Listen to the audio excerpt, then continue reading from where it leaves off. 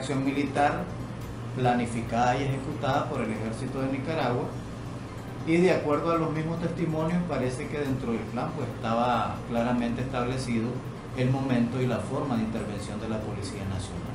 Disculpe, cuando ustedes afirman, porque esta es una afirmación que están haciendo, que fue el ejército el que planifica esto, supongo que ya tienen pruebas, los testimonios, las personas, miraron personas efectivas del ejército. Exactamente, tenemos los testimonios de la gente que fue afectada en primer lugar, ¿verdad? Que nos facilitaron sus testimonios, nos explicaron, nos dieron detalle de toda la parte que correspondió a la operación y que afectó a la comunidad del Portal. Tenemos también testimonios de otra gente que recibió prácticamente que el ejército se alojó en su casa, ¿verdad? Durante el operativo, y que logró pues reconocer claramente que eran miembros del ejército. Y tenemos el testimonio también de uno de los ciudadanos que fue capturado y golpeado en ese momento y detenido por varias horas por el ejército, que claramente identificó pues que había una conexión entre alguien conocido de él, miembro del ejército, y las personas que en uniforme militar y con pertrechos militares claramente del ejército lo habían detenido y que posteriormente lo liberaron. O sea, en otras palabras, los miembros del ejército llegaron antes, llamémosle operativo, para mí creo que fue una masacre. Llegaron antes, se alojaron, estuvieron atentos al momento, porque eso fue una trampa lo que les pusieron, enviaron una mochila pensando que eran alimentos. Obviamente hubo una traición de alguien, una deslealtad, algo terrible, pero que si uno recibe una mochila de una persona es porque uno conoce a esa persona, o es amigo, o es miembro del grupo, pero entrega la mochila y no se fueron, y después la mochila está ahí, hay una traición, o sea que eso fue premeditado, eso fue con alevosía, y en ese caso, como digo, yo no lo llamaría un operativo, no fue en combate, fue una ejecución sumaria, porque después llegaron los del ejército y dispararon. Sí, de acuerdo a los testimonios de las personas, ¿verdad? Y de los pobladores, cuando digo que el ejército se alojó en una de las casas de ellos, me refiero posteriormente a la explosión, ¿verdad? Que el ejército se desplegó prácticamente en la zona.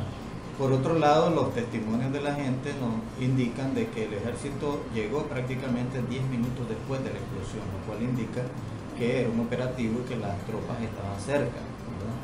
Lo otro, pues que es claro, es que las últimas personas que murieron a partir de los disparos del Ejército Nacional no eran personas que estaban en el grupo que recibió la explosión, sino que fueron personas que se acercaron para ver qué pasaba, ¿verdad? Prácticamente la explosión sucedió a unos 50 metros de la casa del señor Modesto Duarte, que fue uno de los que fue abatido a balazos por el Ejército de Nicaragua.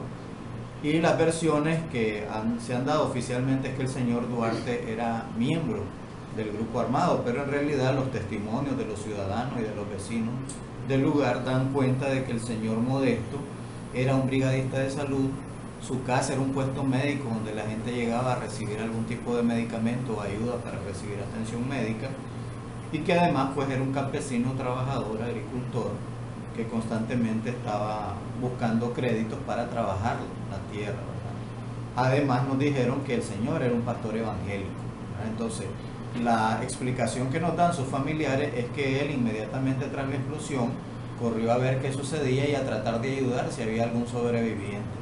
En ese momento que él estaba ahí buscando a ver si había sobreviviente y buscando a ver qué tipo de ayuda brindaba, es que el ejército inmediatamente llegó abriendo fuego, sin preguntar, sin observar nada, ¿verdad? Simplemente abriendo fuego. Y los parientes de don Modesto, que se dieron cuenta que él había ido a hacer eso, posteriormente se fueron a seguirlo y también fueron afectados, ¿verdad?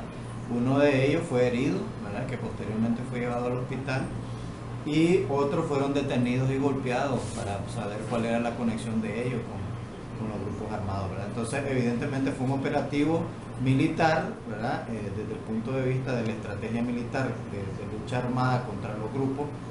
Sin embargo, pues hay que destacar que el Ejército de Nicaragua, ni la policía, ni el gobierno en su totalidad ha reconocido la existencia de estos grupos. Y eso hace pensar de que por esa razón se ha manipulado tanto la información para decir de que las personas que estaban allí eran miembros de un grupo delincuencial, ¿verdad? pero es parte de lo que el gobierno de Nicaragua tiene que hacer en el sentido de reconocer la existencia de los grupos armados y buscar las soluciones pacíficas en relación a este tema, porque al final de cuentas quienes están viviendo las consecuencias de la presencia de grupos armados, de las acciones militares que puedan desarrollarse, es las personas civiles que están alrededor de lo que fue, digamos, el impacto de la explosión, ¿verdad? Logramos observar que aproximadamente un radio de 5 metros a la redonda, habían señales de los efectos de la onda expansiva. Observamos los árboles que fueron destrozados, que estaban directamente en el lugar donde sucedió la explosión.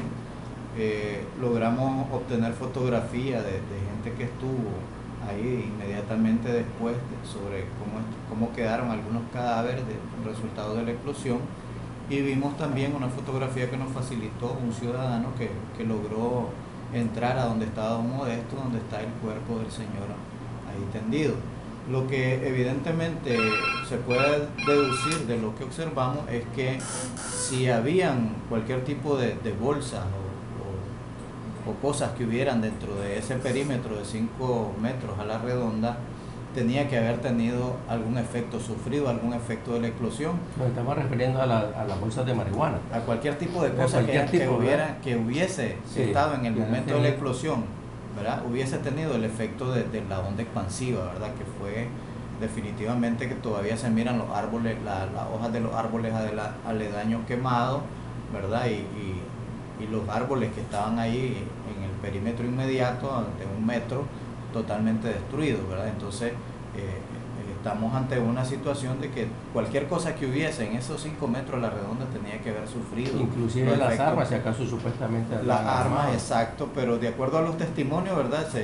En el momento se logró observar, de acuerdo a lo que nos dijeron, que habían armas al día siguiente, en las primeras horas de la mañana, que había un nácar arriba de un árbol, había también trozos de cuerpo de personas en los árboles, resultado de la onda expansiva, y que al final pues los trozos no lograron identificar de quién eran, ¿verdad? Porque la persona que recibió el artefacto prácticamente fue despedazada por el mismo artefacto. Y sin embargo las bolsas de marihuana estaban intactas como sí, de acuerdo a las fotos que se vio sobre las bolsas de marihuana, pues no habían sufrido los efectos de la onda expansiva, de la explosión, ¿verdad? Entonces es cosa que considero que sería importante que la Policía Nacional, que es a quien le compete en este tipo de situaciones la investigación, pudiera hacer una investigación objetiva, realista, apegada al profesionalismo que debe caracterizar a una institución policial,